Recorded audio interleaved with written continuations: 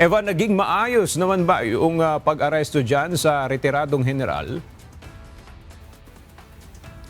Aga bago umalis ng NAIA Terminal 3, si retired General Romeo Poquis, nakita natin na nakaposas ito at kasama yung mga otoridad na nagsilbi sa kanya ng warrant of arrest.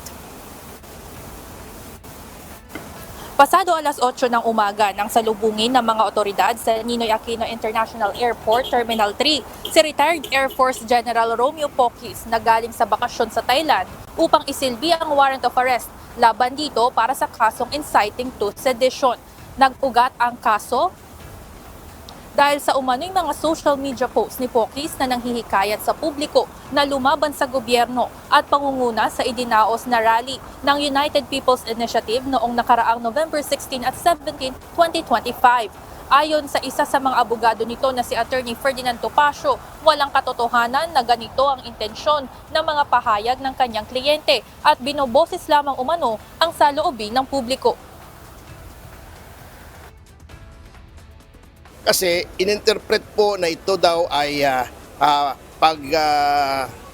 pag-i-incite o panghihikayat para ang mga tao ay huwag galangin ng gobyerno at ang ating mga nasa active service na mga opisyal ay i-withdraw yung suporta. Pero ayoko na sana magsalita dyan, ngunit in general terms, kung titignan nyo po, wala pong ganong intensyon at wala pong ganong meaning that should be ascribed to those statements.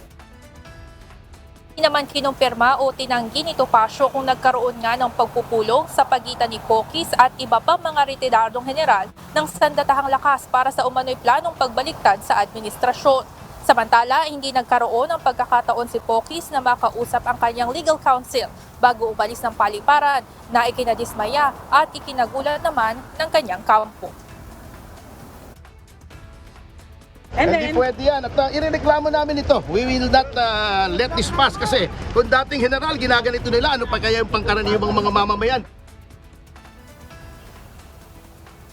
Aga mula sa NAIA Terminal 3, dinala si Poquis sa Camp Crame na sinunda naman ng kanyang legal counsel. Mula Camp Crame, dadalhin si retired General Poquis sa Korte sa Quezon City upang bigyan ng pagkakataon na makapagpiyansa.